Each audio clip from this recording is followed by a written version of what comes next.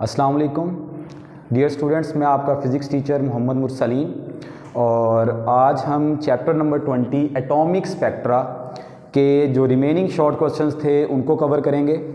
तो बड़े ध्यान से देखिएगा, अच्छे से समझिएगा और कोई मसला हो तो वो आप पूछ सकते हैं।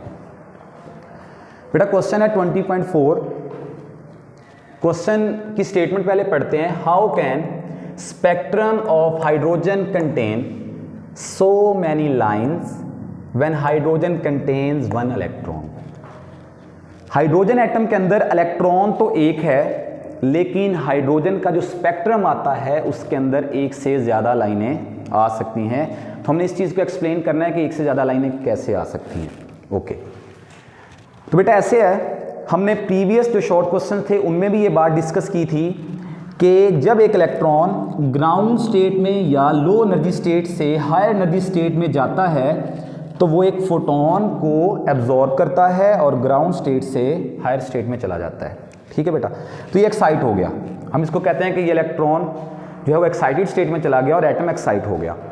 लेकिन जब यही इलेक्ट्रॉन हायर स्टेट से ग्राउंड स्टेट की तरफ मूव करना शुरू कर देता है तो ये डिफरेंट स्टेप्स में आता है। मतलब आप कह सकते हैं कि यहाँ से यहाँ, यहाँ से यहाँ, जब हर स्टेप को वो कवर करेगा, मतलब हर स्टेप की ट्रांजिशन के दौरान स्पेसिफिक वेवलेंथ की वेव्स एमिट होंगी। इसका मतलब अगर इलेक्ट्रॉन यहाँ से ट्रांजिशन करके निचली स्टेट के अंदर आया है तो एक वेव एमिट होगी, यहाँ से निचली स्टेट में एक और वेव एमिट होगी। इसका मतलब एक्साइटेड स्टेट से ग्राउंड स्टेट में आते हुए इलेक्ट्रॉन डिफरेंट स्टेप्स में आ रहा है, तो जो हमारे पास लाइंस आई हैं वो भी एक से ज़्यादा आई हैं। तो यही वो बात कर रहा है कि एक्साइटेड स्टेट में जाते हुए तो सिंगल स्टेप में गया, लेकिन एक्साइटेड स्टेट से ग्राउंड स्टेट में आते हुए डिफरेंट स्टेप्स में आ रहा है, जिसकी वजह से हमें एक से ज़्यादा फोटॉन्स मिल रही हैं। अगर एक से ज़्यादा फोटॉन्स मिल रही हैं तो साफ बात है फिर हमें स्पेक्ट्रल लाइंस भी एक से ज़्यादा मिल सकती हैं। तो हम इसको थोड़ा सा रीड करते हैं। When hydrogen atom is excited, its electron in ground states jumps up to some higher energy state। ये देखें बेटा, ग्राउंड स्टेट से हायर एनर्जी स्टेट में आ जाएगा यहाँ पर। Next, now when it de-excite, जब ये डी एक्साइट करेगा, electron does not come to ground state directly. तो ये डायरेक्टली नीचे नहीं आ रहा, तो क्या कर रहा है, but jumps to lower energy in multiple steps. निचली स्टेट के अंदर मल्टीपल स्टेप्स के अंदर आ रहा है। And every jump correspond in a certain wavelength. और हर जो स्टेप है उसमें जो वेव्स एमिट हो रही हैं उनकी सर्टेन वेवलेंथ्स हैं। तो सर्टेन वेवलेंथ्स मीन हमें डिफरेंट लाइंस स्पेक्ट्रा की मिलेंगी। बेटा उम्मीद है समझ आ गया होगा। अब हम चल रहे हैं question 20.9। What are the advantages of laser over ordinary light. Laser के क्या एडवांटेजेस हैं ऑर्डिनरी लाइट से।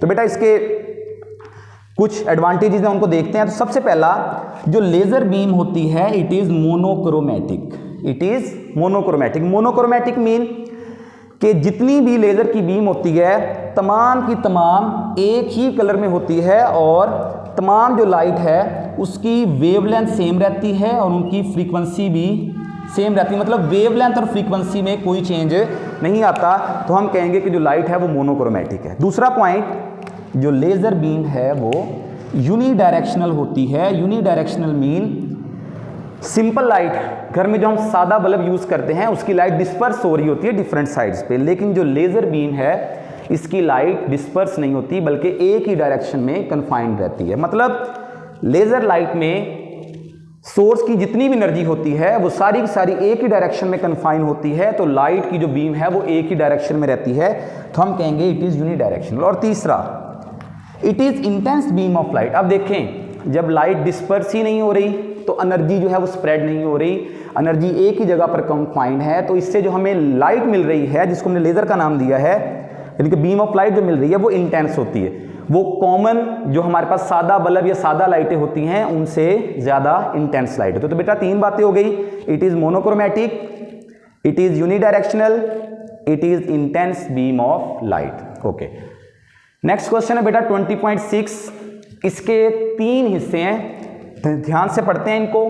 पहला हिस्सा, explain why are glowing gas only gives only certain wavelength of light. ये पहला हिस्सा हो गया यहां तक। मतलब एक जो ग्लोइंग गैस है वो हमें सिर्फ चंद ही वेवलेंथ की फोटोन जो है वो इमिट करके देती है। अब इसका दूसरा हिस्सा, and why that gas is capable of absorbing the same wavelength, और ये एब्जॉर्ब भी सिर्फ उन्हीं वेवलेंथ को करती है जिनको इमिट कर रही थी। तो पहले इसकी रीजन देखते हैं। हमने प्रीवियस लेक्चर में पढ़ा था कि इलेक्ट्रॉन सिर्फ उन्हीं वेवलेंथ्स को एब्जॉर्ब कर सकता है, या आप कह लें कि उन्हीं फोटॉन्स को एब्जॉर्ब कर सकता है जिनकी एनर्जी दो स्टेट्स की एनर्जी डिफरेंस के इक्वल होगी। बेटा देखिएगा गौर से, लेट्स से मैं कहता हूं ये स्टेट है E1, ये स्टेट है E2, इन दोनों स्टेट्स की एनर्जी का डिफरेंस है E1 माइनस E2।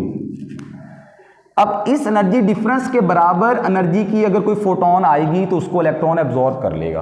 तो ये आपकी पहली बात का, दूसरी बात का आंसर है कि सिर्फ वही फोटॉन्स एब्जॉर्ब होंगी जिनकी एनर्जी दो स्टेट्स की एनर्जी डिफरेंस के बराबर। अब दूसरी बात, एमिट कौन कौन सी होंगी? सिर्फ वही एमिट होंगी जिनकी एनर्जी दो स्टेट्स की एनर्जी डिफरेंस के बराबर। तो अगर इनको हम इकट्ठा कर दें, सिर्फ वही फोटॉन्स एमिट या एब्जॉर्ब होंगी जिनकी एनर्जी दो स्टेट्स की एनर्जी डिफरेंस के इक्वल होगा।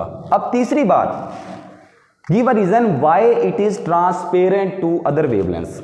अब साफ जाहिर है ऐसी तमाम फोटॉन्स जिनकी एनर्जी स्टेट्स की एनर्जी डिफरेंस के इक्वल नहीं होगी, वो तमाम की तमाम फोटॉन्स विदाउट एब्जॉर्प्शन सीधी निकल जाएंगी, वो एब्जॉर्ब नहीं हो पाएंगी।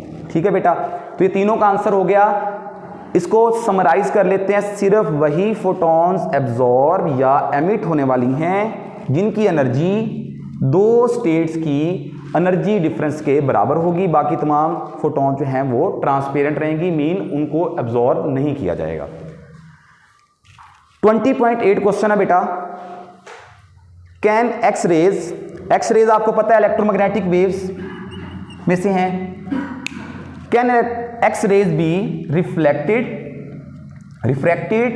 Diffracted and polarised just like any other waves? Explain.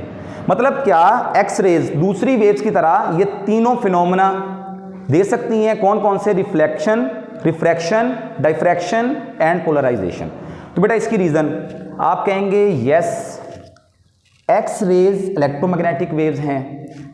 बेटा हमने व्हाइट लाइट का स्पेक्ट्रम तो पढ़ा हुआ है। व्हाइट लाइट जो होती है, ये जो हमारी मतलब विजिबल लाइट जो है वो रिफ्लेक्ट भी होती है, रिफ्रैक्ट भी होती है, डाइफ्रैक्ट भी होती है। अब विजिबल लाइट भी तो इलेक्ट्रोमैग्नेटिक वेव्स में से है, तो अगर विजिबल लाइट रिफ्लेक्ट, डाइफ्रैक्ट, रिफ्रैक्ट हो सकती है तो एक्स रेज भी ये तीनों फिनोमेना दे सकती हैं। तो यही मैंने बात की, yes X rays are electromagnetic waves, so it can be reflected, refracted and diffracted like visible light. मतलब अगर विजिबल लाइट हो सकती हैं तो एक्स रेज भी हो सकती हैं। अब इसी का दूसरा पॉइंट था कि पोलराइजेशन हो सकती है। बेटा पोलराइजेशन जो है ना वो प्रॉपर्टी है ट्रांसवर्स वेव्स की।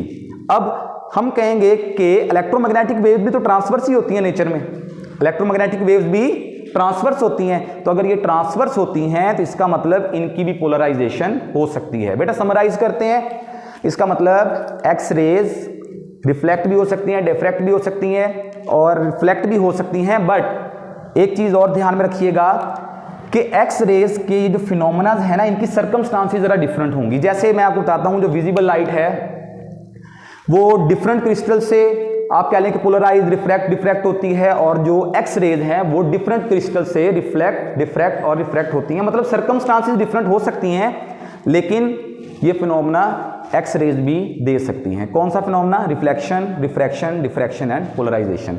ये बेटा उम्मीद करता हूँ आपको समझ आई होगी, और इनको ध्यान से देखिएगा। अगर कोई मसला या कोई परेशानी आती है इन क्वेश्चन में, कुछ समझ नहीं आता तो वो आप पूछ सकते हैं।